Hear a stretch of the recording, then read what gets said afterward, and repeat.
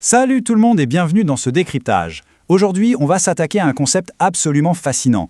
Comment bâtir un vrai patrimoine en partant d'absolument zéro? Et pour ça, on va s'appuyer sur des plans historiques super précis, ceux-là même qui ont fait leurs preuves pendant les pires effondrements économiques, histoire d'en tirer des leçons hyper concrètes pour notre époque, ici, en 2026.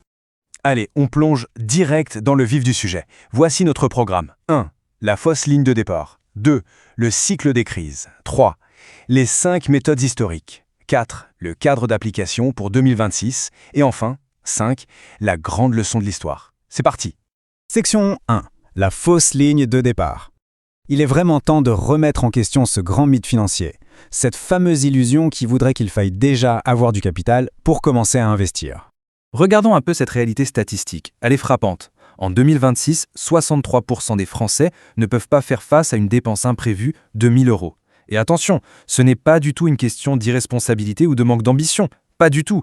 C'est juste la preuve d'une vérité crue. Le système financier actuel exige un ticket d'entrée, une sorte de fondation que la grande majorité n'a tout simplement pas.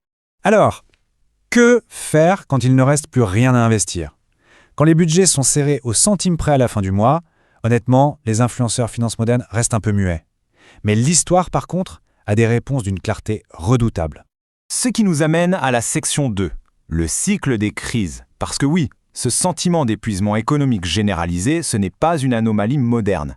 Ça fait partie d'un cycle universel, super bien documenté. Et ça illustre brillamment la répétition de ces fameux cycles. Que ce soit après la perte de 14 milliards de dollars à Wall Street en un seul jour en 1929, après la dévaluation du franc CFA en 1994, qui a divisé le pouvoir d'achat par 2, ou jusqu'aux 170 milliards d'euros de PIB partis en fumée en France en 2008, à chaque fois, des individus ont réussi à recréer de la richesse après le chaos. Prenons la France des années 30. Faut pas s'imaginer un effondrement brutal digne d'un film catastrophe hollywoodien. Non, c'était beaucoup plus insidieux, une sorte de lente hémorragie. La production industrielle qui chute de 25%, le chômage qui triple, l'épargne qui fond doucement avec un franc dévalué. Bref. Et pourtant, au beau milieu de cette paralysie, des personnes ordinaires, à Lyon, à Bordeaux, n'ont pas juste essayé de survivre, elles ont carrément bâti de l'avenir. Section 3, les 5 méthodes historiques. C'est là qu'on rentre dans le cœur de notre analyse. Il existe 5 méthodes ultra précises, extraites tout droit des journaux intimes et des registres de ceux qui ont traversé la Grande Dépression. Ce véritable guide de survie historique se résume très simplement. 1. L'arbitrage de compétences. 2. L'acquisition d'actifs en crise. 3. Le principe de la tontine. 4. Le ciblage des commerces de nécessité. Et 5. L'ancrage dans les actifs réels. Décortiquons tout ça. La toute première méthode, c'est l'arbitrage de compétences. En clair, c'est générer de nouveaux revenus à partir de rien. L'histoire se souvient de cet ouvrier textile de Lyon, licencié en 1932.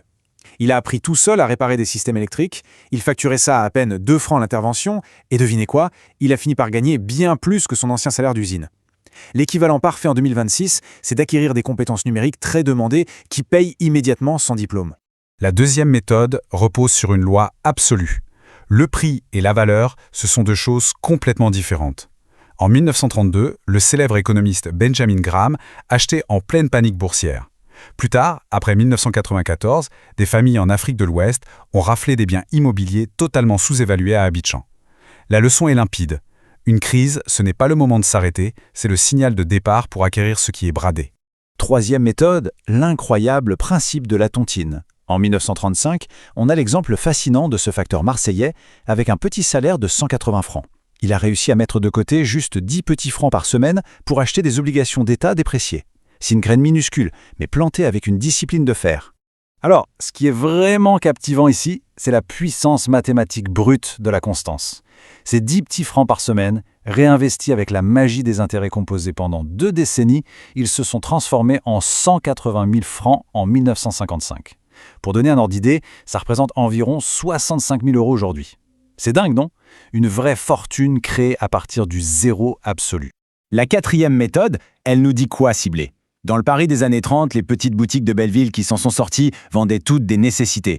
Les épiciers, les pharmaciens, les cordonniers qui réparaient au lieu de jeter. L'utile a tout simplement écrasé le luxe. Et en 2026, la logique est la même. Il faut cibler les secteurs vitaux, la santé, l'alimentaire ou les outils d'efficacité numérique indispensables. La cinquième méthode, c'est le vol vers la sécurité, le fait de s'ancrer dans des actifs réels quand le système vacille. Prenez la famine hollandaise de 1944. La monnaie papier ne valait plus rien, l'argent métal s'échangeait directement contre des pommes de terre. Pareil pour les terres agricoles françaises, achetées pour une bouchée de pain dans le creux des années 30, et dont la valeur a complètement explosé en 1950. Le tangible finit toujours par l'emporter sur le papier-monnaie. Passons à la suite pour voir comment tout ça s'articule aujourd'hui. Ce tableau, c'est le pont direct entre ces méthodes ancestrales et nos équivalents modernes. L'épargne en liquide de 1935, c'est notre investissement fractionné à 5 € par semaine. Le petit pharmacien de 1932, ça devient les services numériques essentiels. Le décor change complètement, pour sûr, mais les rouages restent exactement les mêmes. Section 4, le cadre de 2026. On sait que l'épuisement économique est bien réel en ce moment, alors transposons ces principes de manière super pragmatique. Quand on regarde les chiffres sans filtre, la tension est évidente. Prenez un loyer qui absorbe 35% des revenus et ajoutez à ça des crédits à la consommation avec des taux qui frôlent les 18%. Essayer de s'enrichir avec un petit rendement boursier de 7% dans ces conditions, c'est de la pensée magique. C'est littéralement comme courir à reculons sur un tapis de course à pleine vitesse. L'argent s'échappe bien avant d'être investi. C'est pour ça que le plan d'action pour 2026 impose un ordre chronologique absolu. D'abord, on crée de nouveaux revenus. Ensuite, et c'est super important, on élimine les dettes toxiques à taux élevés. Bah oui, on ne remplit pas un seau qui fuit. Une fois que les fuites sont colmatées, là seulement on plante une petite graine automatisée. On cible les secteurs de nécessité et on s'ancre dans les actifs réels.